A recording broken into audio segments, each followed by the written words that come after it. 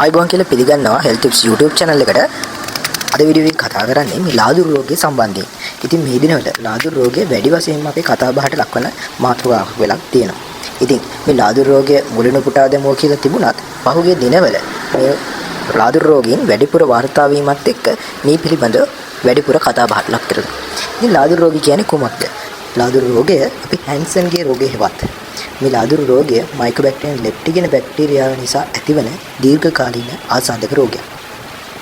මේ බැක්ටීරියා වර්ධනය ඉතා සියුම්ින් සිදුවන අතර රෝග ලක්ෂණ වර්ධනය වීමට ඇතැම් විට වසර 20ක විතර කාලයක් වුණත් ගත වෙන්න පුළුවන්. ඉතින් ලාදුරු රෝගය කොහේද කියලා බැලුවොත් ලාදුරු හෙවත් මේ හැන්සන්ගේ රෝගය මිනිසුන්ට සම්ප්‍රේෂණය වන්නේ කෙසේදයි මෙතෙක් නිශ්චිතවම හඳුනාගෙන නැහැ. ඉතින් විද්‍යාඥයන්ගේ මතය වෙන්නේ ආසාදිතයේ කාහින විතරයි. නැත්නම් කිවිසුම් යන විට මේ බැක්ටීරියා අන්තර්ගත බිඳිති නිරෝගී පුද්ගලයාගේ ශ්වසන මාර්ගයට ඇතුළු වෙලා මෙය වැළඳෙන්න හැකි බවයි.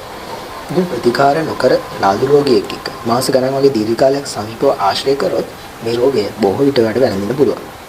ඉතින් මේ රෝග ආසාදිතකු සමග ආහුබාවරින් අපි අතට දුන්නොත් වැළඳගත්තොත් එක ළඟ අසුන්ගෙන එකට ආහාර ගත්තට මේ රෝගය වැළඳෙන්නේ නැහැ.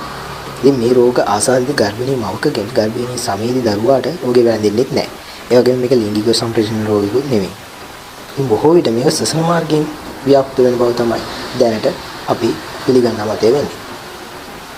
මේ රෝගයේ රෝග ලක්ෂණ පෙන්වන්න දීර්ඝ කාලයක් ගත වෙන නිසා ආසාදනයේ ප්‍රභවය සොයා ගැනීම යම් තාක් දුරට අපහසු වෙනවා. ඉතින් මේ රෝගය වැඩිහිටි පුද්ගලයන්ට වැළඳුනාම අවදානම ඉතා වැඩි. ඉතින් මේ රෝගයේ තියෙන රෝග ලක්ෂණ සහ සංකූලතා බැලුවොත් මේ රෝගය මගින් ස්නායු, සම, ඇස් හා නාස ආස්තරණය, ඒ කියන්නේ මේසල් මියුකෝසයිඩ් බලපෑමට ලක් වෙන්න පුළුවන්. ඉතින් බැක්ටීරියා මගින් ස්නායු ආසාදනය වීම නිසා සමයට සමහරට ඉදිමීමක් වගේ ස්පර්ශය, වේදනාව වගේ සංවේදන නොදෙනී යාමක් දැක්වන්නත් පුළුවන්. ඒ වගේම සමහර විට තුවාල වලටත් ලක් වෙන්න පුළුවන්. මේ වගේ දැනීම නොදැනෙන නිසා. සාමාන්‍යයෙන් මේ බලපෑමට ලක් වුණාම සමෙහි පැහැයත් වෙනස් වෙනවා. අඳුරු පැහැයක් වගේ සමහර තැන්වල පැචස් ආඩ දකින්න පුළුවන්. මේ වගේ සමහර විට හිරිවැටීමක්, සංවේදන නොදැනීමක් දකින්න පුළුවන්. ඉතින් මේ රෝගය හරියට හඳුනාගන්නගෙන නිසි ප්‍රතිකාර සිද්ධ නොකළොත් මේ ස්නායුවට හානි වෙලා දෑත් දෙපා අප්‍රාණික තත්ත්වයකට පත් වෙන්න පුළුවන්. ඒ වගේම මේක මුහුණේ ස්නායුවට බලපෑමක් ලක් වුණොත් ඇසේ ස්වච්ඡය තුවාල වෙලා අන්ධභාවය පවා ඇති වෙන්න පුළුවන්.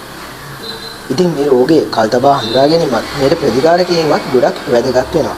ඉතින් ශ්‍රී ලංකාව තුළ ලාදුරු රෝගයේ වැළැක්වීම සඳහා පාලනය සඳහා වගකීම් ආයතනයක් තියෙන ඇන්ටි ලෙප්‍රසි කැම්පේන් කියලා. මේකේ පරමාර්ථය වෙන්නේ රෝගයේ සම්ප්‍රේෂණය වීම නැවැත්වීම.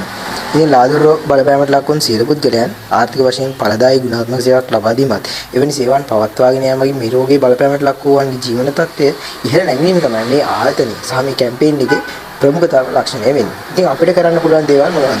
ඉතින් අපිට කරන්න පුළුවන් දේවල් තමයි මේ පිළිබඳ ලාදුරු රෝගීන් මේ අපේ සමාජයේ ඉන්නව නම් එයාලා දැනුවත් කරලා එයාලා හඳුනාගෙන මෙම රෝගයේ තියෙන අයට නිසි ප්‍රතිකාර වලට යොමු කිරීමෙන් මේ රෝගය පාලනය සහ පැතිරීම වළක්වා ගැනීම තමයි කරන්න ඕනේ. ඉතින් මම හිතනවා ඔයාලා මේ ලාදුරු රෝගය පිළිබඳ යම් තාක් දුරට දැනීමක් ඇති වෙන්නේ නැති කියලා. ඉතින් ඔයාලටත් මේ වගේ සමෙහි තියෙන සුදු පැහැදිලි සංවේදන දැනීම, හිරිවැටීම් වගේ ලක්ෂණ තියෙනවා නම් අනිවාර්යයෙන්ම වෛද්‍යවරයෙක් හමු වෙලා ප්‍රතිකාර ලබා ගැනීම නැත්නම් ළඟම තියෙන සමීරෝග සහායනයට සහභාගී වීම ගොඩක් වැදගත් වෙනවා. ස්තුතියි.